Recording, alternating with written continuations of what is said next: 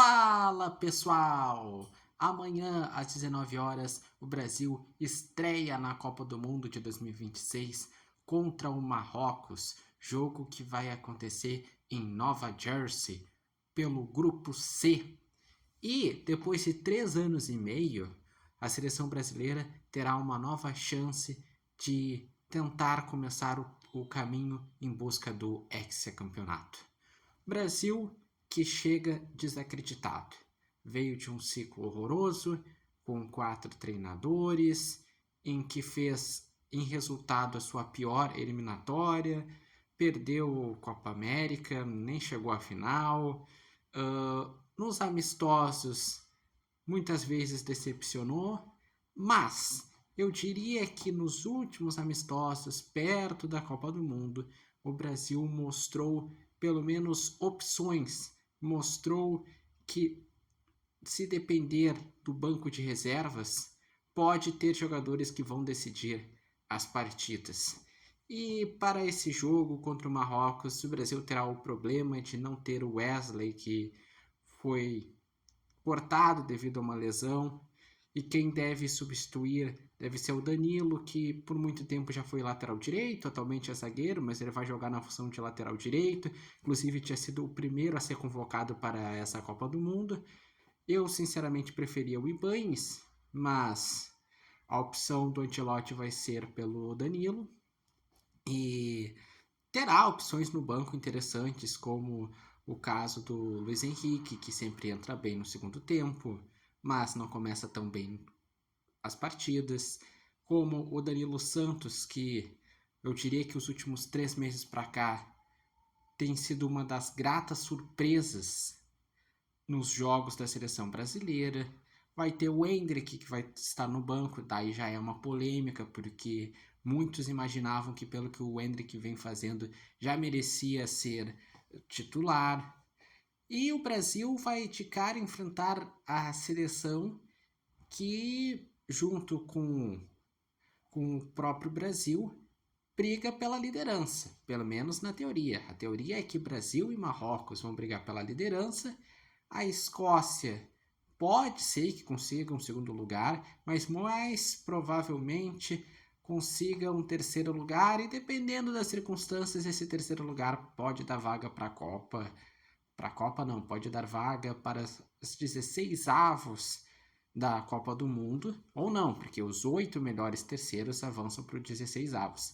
E o Haiti, a tendência é que seja uma seleção que seja aquela seleção que toma vários gols, a seleção que é fraca, e realmente é uma que não tem muita tradição em Copas do Mundo.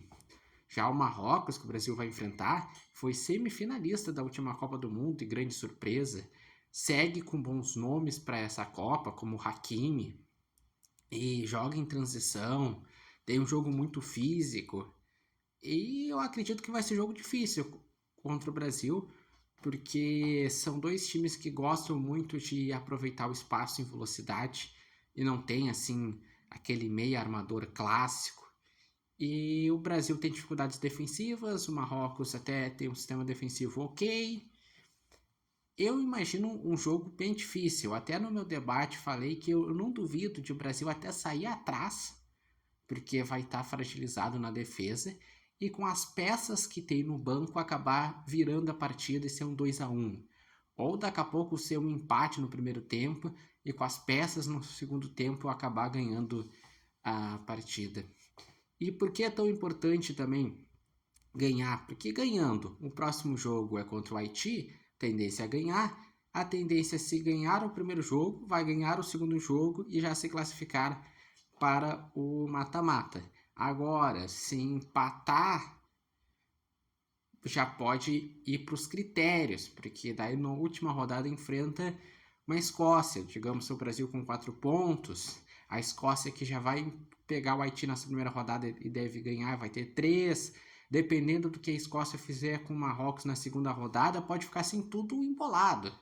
Então por isso que é muito importante esse primeiro jogo do Brasil, e até pela questão de que começar bem a Copa dá uma moral, porque se tu já começa perdendo, já dá aquela murchada, o pessoal já fica pensando, realmente o ciclo foi muito ruim, será que o Ancelotti vai encontrar opções? Mas também não é o fim do mundo, né? Vamos lembrar que na Copa passada a Argentina perdeu o primeiro jogo para a Arábia Saudita e no final terminou campeão da Copa. Então, tudo é sobre saber crescer, saber aproveitar as peças que tem. E é isso. A provável escalação da seleção brasileira vai ter Alisson, que voltou a jogar com a seleção brasileira nesses amistosos e deve ser o titular. Daí, como eu falei, na lateral direita vai ser o Danilo. Na zaga é a zaga dos finalistas da Champions, de Marquinhos e Gabriel Magalhães. Na lateral esquerda deve ser o Alexandre.